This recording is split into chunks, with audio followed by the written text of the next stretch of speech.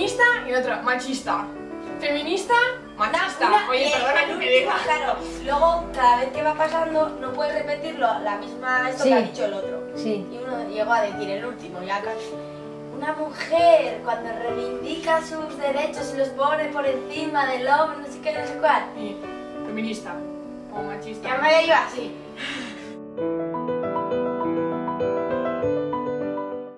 Gu beti izan gara talde bat, dexente moitu dana herriko ekintzetan parte hartzen taula, ez? Eta guztia hasi izan, eskaini zitzaigunen Gazteriako taldetik edo parte hartzea inkesta batzuk erantzunaz, pixkat hori feminismon inguruko zianak. Eta hola, pixkanaka galdera horiei erantzuten eta hasi ginen taldetxo bat sortzen gaian ingurun interesatua zeona, hortik gero hasi ginen bilera batzutan biltzen, eta hor pixkat hasi izan matraka taldea sortzen. Talden barrun nire lagunetako batzuk musika taldea dute utzi izenekoa, eta eskaini zitzaien Beldur Barikeko lehenengo kanpainan behaiek izatea pixkat kanpainari musika jarriko ziotenak. Eta hortikan pixkanaka biltzen jarraitu eta ekintza ezberdinak egiten. Hori, talde bezala izena matrakana hartu genuen Legazpin lehendikan beste talde feminista bat egontzalako matraka izenekoa, eta gero parte hartu dugu hori, baino gehiotan komenta dugu futbol txapelketan, eta Beldur Barikeko aurreko urteko kanpainetan gure talde txok edo zenbait lan burutzen. Feminista bezala identifikatzearena, nik uste hori betidanik izan dela barrun eukideun zerbait, ez? Nik gogoratzen dut ikastolan baino gehiotan gaian ingurun eztabaidatzen genunen eta beti ateatzen zitzaigula hor barrutikan ze, baina hori feminista bezala identifikatu nik uste pixkat behin taldea sortu eta feminismoaren ingurun zerbait jakin genunen, ez? Hitza jarri nik uste orduan. Hombre, lagunen aldetik, guk beti hasi ginenen feminismoaren munduan eta guk kontatzen genien, ez? Guk nola bizitzen dugun orain, nola errealitatea orain ikusten dugun beste modu batean, eta herriakok beti esaten digute, ados nago, hile da, ezaki zer, oso ondo. Baina gero feminismo hitza ateatzen danen eta beti da hori, ez? Nizu bezala pentsatzen dut, baina azkenen horiek hitza hondik die. Eta, mutilen aldetik, hortxe da azkenen negau egiten dute dana, beraientzat beti da, feminismoa ongo da matxismoan paren behientzat, eta nahiz eta behaiek dakiten, guk zerbaitegatik egiten dugula, zen beraiek ere ikusten dute desberdintasun hori, beraiek ez dute inoiz onartuko desberdintasun hori dagoela, ez zaie komeni. Nik uste dut azkenen oso normalizauta dagoela gure ganako mesprezu hori edo, eta azkenen askotan horreke zerrek sortzen dizkizula, zen noain ikusten dituzu gauzak, eta esaten duzu, ez? Nola baina arte ez dut guzti hau ikusi. Gehien ematen den, edo guk gehien bizitzen duen matxismoaren aurpegian ikuste dela, pixkat gaztek izanik gau giron edo bizitzen deuna, ez?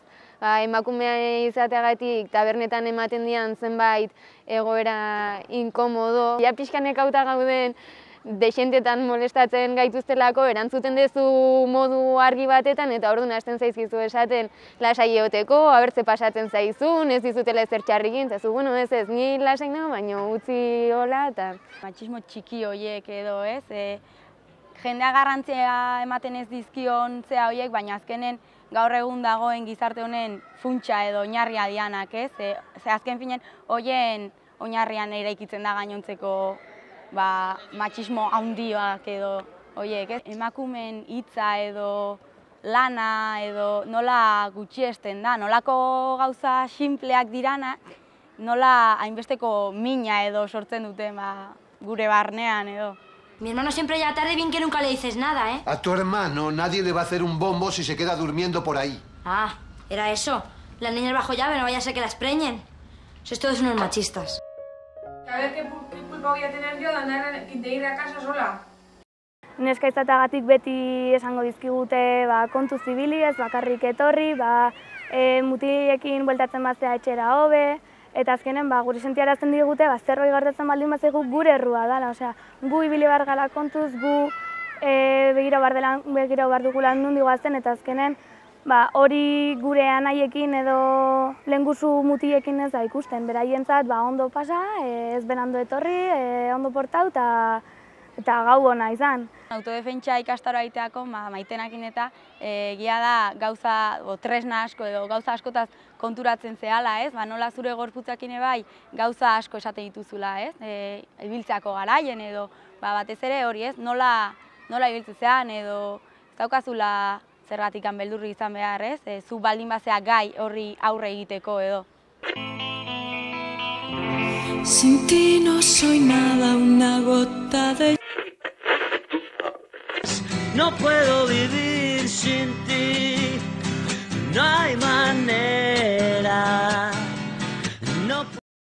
Egia da gure gizartea maitasuna aldetik edo nahiko hori, ez, romantikoa edo dala, ez, beti bestearen parte zea eta beste hori gabe ez zehala pertsona, ez, eta pentsatze eta uste pixka defendatu beharko litzatekela norbera den bezalakoa osotasun oso baten defendatu behar da, ez? Ez beste baten parte zehalako edo baizik eta zuzea eta beste hori zurekin dago, baino beste bada ere bai, ez? Mantentzen dira egitura horiek, ez, zelo eta bes horien ereduak ikusten dira gaur egun, bai, inguruan, laguntaldetan edo ikusten dira, bai, argi gainea. Heterosexualaren eredu hori kritikatu nahi genuen, azkenen hori zalako inposatzen zaigun zerbait, ez? Eta ez zuk aukeratzen dezun zerbait. Nik uste eta azkenen rol eta estereotipo horiek apurtzea, erresa alde batetik izan daikezen, nik puskatzen baldin baditut, ni nire buruarekin asko zobe sentituko naiz, baina gizarteen badago azkenen mesprezo hori, zu ezberdina baldin bazea, zuri ezberdin begiratu behar dizute eta beti dago ukapen moduko bat. Danak esatu dute, zu feminista zea eta zergatik depilatzen zea, zu feminista zea eta makilla egiten zea, ezakit nik esaten den, ni ez naiz inoiz makilla hau nahi ez zaitelako gustatzen. Baina balin baduket zerbait eta nahi balin badet nire burua hau ikusi ingo dut. Baina azkenen ikusten garrantzitsuena dela estereotipo horiek puskatzea nik nahi detelako, ez bestek ikusi behar didatelako modu batean edo bestean.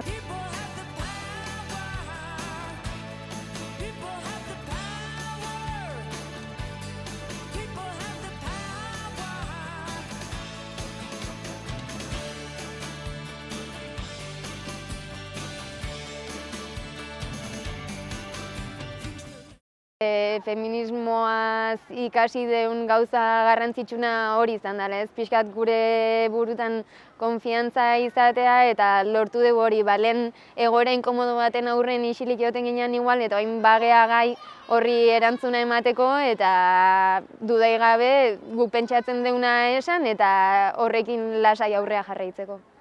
Gure artean elkartzaren garrantzia batez ere izan da ikusteko ez dela zure paranoia bakarra, ez? Zure inguruan dagoen jendeak bai zuk sentitzen dituzun gauza horiek ikusten eta sentitzen dituelako. Hainbat gauzan inguruan hitz egiteko, zure ideiak eta bestena entzuteko, trukatzeko, eta azkenean zure ideiak berak ere aberasteko aukera bada, ez? Beldur barik jarrera nik uste dut azkenen dela eguneroko bizitzan gertatzen dien desberdintasun guztik ikustea eta ez isilaraztea. Ikusten dugun guztia izena jarri, dan bezala ikusi eta hori zabaldu. Jendek ikusi behar du zer da hemen eguneroko bizitzan eta zer egin dezakegun. Beldur barik jarrera bizitzeko modu bat, ez? Egoera jakin batzuei aurre egiten jakin eta hori aurre egiteko gai zehala sentitzeko modu bat edo.